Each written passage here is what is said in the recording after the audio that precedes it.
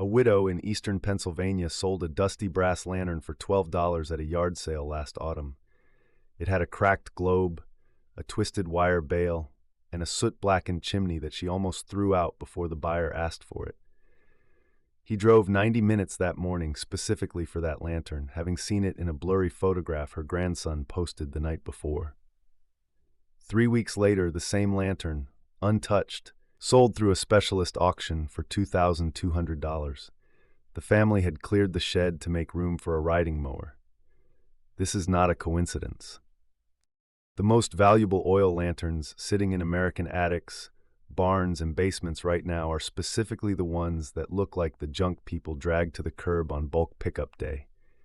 They are dark, dented, missing a globe or a burner, often tarnished black, and they read as obsolete to anyone whose mental image of a light source is a battery lantern from a hardware aisle. The people who inherit them think they have a problem to clear out.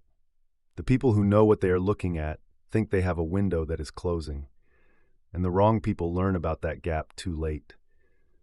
The real question is not what these lanterns are worth. The real question is why they keep getting valued at zero, and who is quietly standing on the other side of that mistake. Most people apply 3 filters when they sort through old lanterns. Does it still light? Is it a name they recognize from a hardware catalog? Does it look clean and shiny? Those filters seem logical. They are exactly wrong. A bright, polished, late-production lantern with a familiar name from the 70s, made overseas, is usually worth less than the postage to ship it. A dark, dented, ugly lantern with a worn, embossed font on the fount and a hand-soldered seam from the same brand, made 50 years earlier, can clear 4 figures on the right list. The clean one is a consumer item. The ugly one is a documented object from a production window that was never repeated. That is the real driver of price, and it is the part casual sellers do not know exists. American oil and kerosene lanterns made roughly between the 1860s and the late 1930s were built to a specification the same companies later abandoned. Founts were heavy stamped or spun steel and brass, soldered by hand. Globes were genuine glass, blown or pressed, often embossed with the maker's name and a patent date along the base. Burners were brass, threaded to specific patent standards. Frames were tin steel that aged into a soft pewter gray. Fitter rings, bail ears, and wick wheels were all stamped from heavier gauge stock than anything that came later. The materials, the country, the hardware, the finish, all of it lined up in a narrow window. When that window closed, it did not reopen. Then came the turn. From the late 1930s through the 1960s, almost every storied American lantern maker was absorbed, scaled down, or moved off its original line. Dietz consolidated its New York production and shifted significant manufacturing offshore by the late 1950s. Embury in Warsaw, New York, eventually wound down. Defiance, Adlake for non-railroad lines, and the smaller regional makers were either bought up or quietly stopped. The name embossed on the fount did not change. The factory changed, the country changed, the gauge of the steel changed, the globe supplier changed. A 1910 Dietz and a 1970 Dietz can carry the same name on the tank and be 2 entirely different objects. Collectors know these cutoff dates the way a wine buyer knows a bad vintage. They can tell you which year a font on a fount changed, which year a globe embossment was simplified, which year a burner thread went from one patent standard to another, which year the country of origin moved from the side of the fount to a small stamp underneath. Ordinary sellers do not even know this conversation is happening. That gap is not accidental. It is structural. The entire arbitrage in old lanterns runs on it. Here is what is actually worth pulling out of the attic and what to look for on each one. First, early Dietz hot blast and cold blast tubular lanterns from the Syracuse and New York production.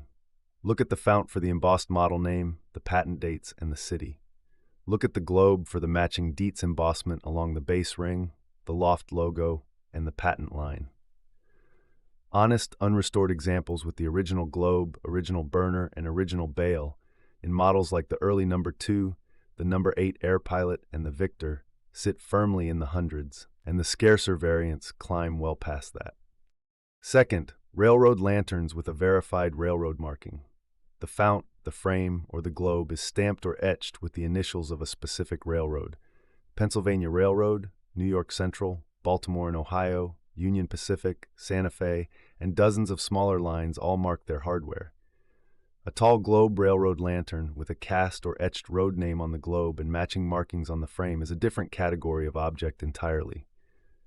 A correct, period-matched globe to the frame can multiply the price several times over.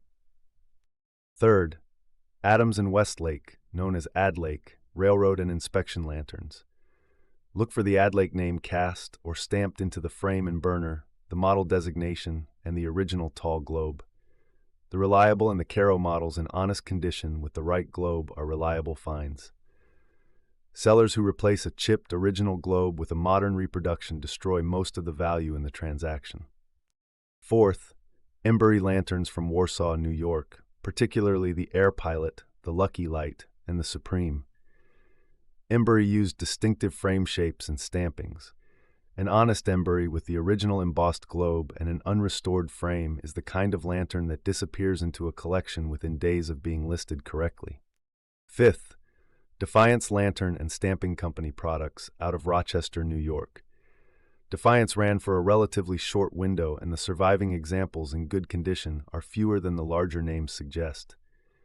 The maker's embossment on the fount, the matching globe, and the original burner are what move the price.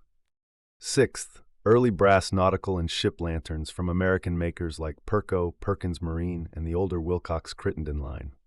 Heavy spun brass, port and starboard colored lenses in red and green, gimbaled mounts. A brass masthead or anchor lantern with original lenses, original burner, and original mounting bracket, with the maker's name cast into the base, sits in serious collector territory, regardless of how tarnished the brass looks. Seventh, miner's lamps and carbide lamps, particularly the brass Just Right and the early Guy's Dropper hand and cap lamps. Look for the maker's stamp on the base or the reflector. Brass cap lamps with intact reflectors, original hooks, and the maker's mark are collected hard by mining historians and lamp specialists, and condition is judged on honest wear, not shine. Eighth, hand-blown and early molded glass kerosene table lamps with embossed founts, pressed pattern bases, and original burners by Plume and Atwood, Bradley and Hubbard, or the Queen Anne burner makers. The match between an original burner, the correct chimney, and a period shade is what serious buyers are checking.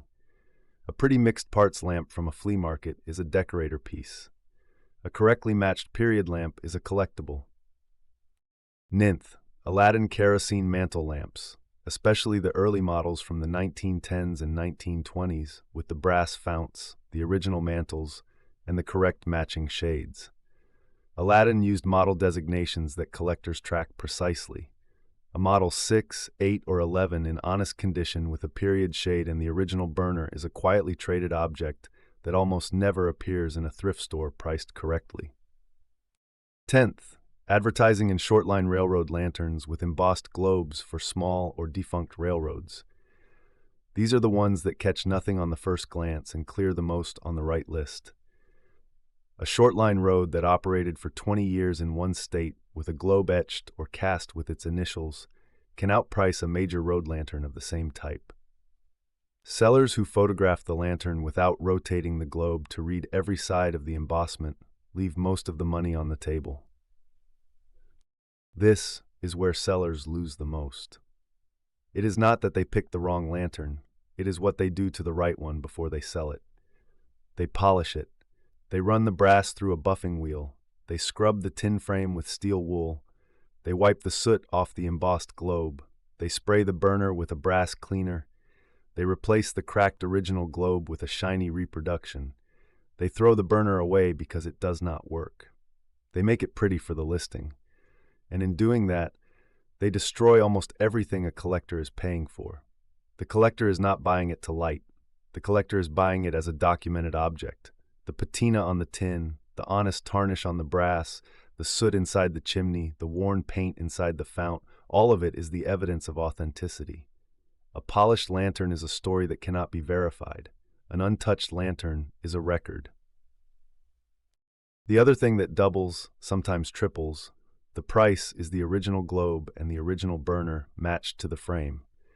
A frame with its correct period globe, its correct burner, and the original wick wheel is one object. A frame with a swapped modern globe is a different object at a fraction of the price. Most sellers do not know to check the cardboard sleeve in the workbench drawer where spare globes were sometimes kept, or the small parts tin on the same shelf where the lantern was hung. That spare globe alone can be worth more than the lantern beside it. Knowledgeable sellers do not list these on a local marketplace. They do not drop them at a flea booth or a consignment store. They photograph the fount embossment, the globe embossment from every side, the burner thread, the bale ears, the frame stampings, the country of origin mark. They post on the dedicated lantern collector forums, the Railroadiana lists, and the kerosene lamp collector clubs. They ask before they price. The same lantern, described accurately in the right place, finds the right buyer. A blurry listing finds a reseller. This is the part the rest of the market depends on. Mispricing is not a flaw the insiders want to fix. It is the condition the whole arbitrage runs on. Informed buyers show up at the first hour of estate sales, walk past the furniture and the dishes, head straight for the back shelf in the garage where the lanterns are hanging, and walk out with the embossed globe they already recognized from the blurry photograph in the online ad the night before. That is the market. So before anything else, do this. Lift the lantern down and photograph the fount from every side. Photograph the globe from every side slowly so the embossment is readable. Photograph the burner up close, the bale ears, the wick wheel, and the bottom of the fount. Note the maker's name, the model designation, the patent dates, and the country of origin. Note whether the globe is period correct to the frame. Then search the exact model and globe combination in the sold listings on eBay and on the specialist auction archives, not the active listings. Active listings show what sellers are asking. Sold listings show what buyers actually paid. Do not lot a valuable lantern with garden tools. Do not let a general auctioneer write a shelf of mixed lanterns as a single lot, and do not polish it. There is also a quick test for who you are dealing with. A real collector will answer a question about the model, the globe match, or the burner thread within minutes. A reseller who wants to buy cheap will tell you it is hard to say, probably a reproduction, probably the wrong globe, and offer to take the whole shelf off your hands at a flat price. That answer is the tell. It is the same answer every time. The lantern did not lose its value when it stopped being lit. It lost its value when it moved from the hands of someone who knew what it was into the hands of someone who did not. The people making money on this are counting on you not to think to ask.